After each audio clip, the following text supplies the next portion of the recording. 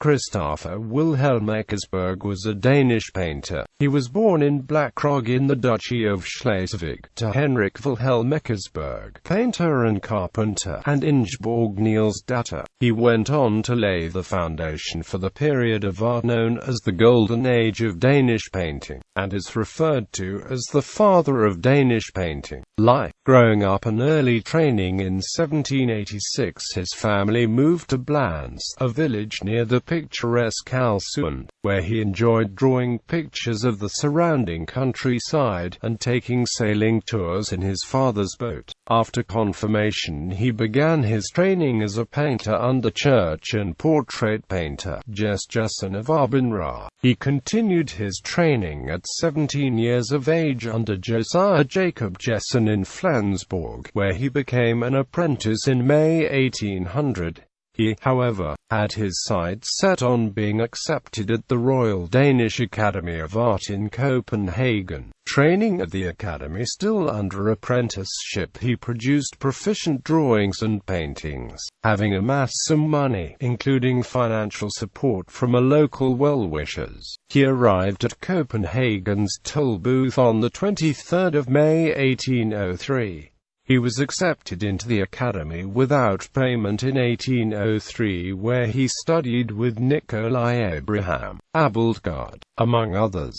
He made good progress painting historical paintings, portraits and landscapes. However, friction between him and Abildgaard impeded his advancement, and he did not win the Academy's big gold medal until 1809. After Abildgaard's death, he also worked to earn living money as a hand laborer, and he made drawings for copperplate etchings. Although he received promise of a travel stipend in conjunction with the gold medal, the actual funds would not be made available until 1812. On the 1st of July 1810, he married Christine Rebecca Heising against his wishes, in order to legitimize a son, Erling Carl Wilhelm Eckersberg, that was born to her. His son, Erling, eventually followed in his father's footsteps with an academy education, and a career as a copperplate engraver. Student travels. Eager to travel, not only on account of his desire to stretch his artistic skills and knowledge, but also in order to escape the reality of this marriage. He made other arrangements for the financial support needed that would allow him to travel. On the 3rd of July, a few days after the wedding, he began his travels out of the country, along with Tons Christian Bruin, a Neergaard writer, enthusiastic art lover and financial supporter. He made his way over Germany to Paris.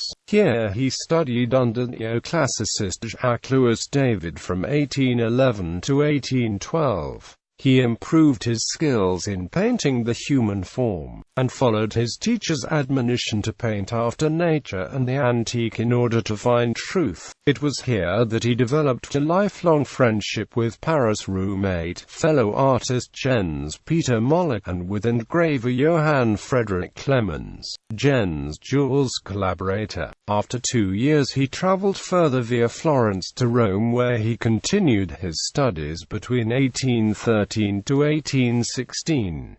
He worked on improving his skills as a history painter, and enjoyed painting smaller studies of the local life and area. He lived for 3 years among a store group of artists, with Bertel Thorvaldsen as the cultural head. Eckersberg and Thorvaldsen developed a close, lasting relationship, and the master served the younger Eckersberg as both loyal friend and advisor. Eckersberg painted one of his best portraits, a portrait of Thorvaldsen, in Rome 1814, which was donated to the Academy of Art. Life in Rome agreed with him, and he was greatly affected by the bright southern light he experienced there. He produced a large body of work during those years, including a number of exceptional landscape studies. His divorce from Heising was finalized during his stay out of the country, and on the 2nd of August 1816 he had returned to Denmark. an academic career. Shortly after his return to Denmark, he arranged for his admission into the academy, and received as the subject of his admissions painting the Norse legend, The Death of Baldur. On the 8th of February 1817 he wed Elizabeth Catherine Julia Jewel, daughter of Jens Jewel, portrait painter and professor at the academy. They had 2 sons and 4 daughters before her death in 1827. He was admitted as member of the academy in October 1817, and was named professor at the academy in 1818, having acceded to the vacant professorship caused by the death of Nikolai Abraham Abildgaard in 1809. The academy had waited to fill the position until Eckersberg had returned to Denmark from his student travels, while delaying the attempts by Abildgaard's disciple Christoffer Wilhelm from Christian Gottlieb Kratz and Steinstup, and from J.L. Lund to seek the same position. Finally, the Academy awarded the position not only to Eckersberg, but also to Lund. A year after the death of his wife Elizabeth in 1827, he married her sister Susanne Henriette Emily Jewel, with whom he also had several children. He was director of the Academy from 1827 to 1829.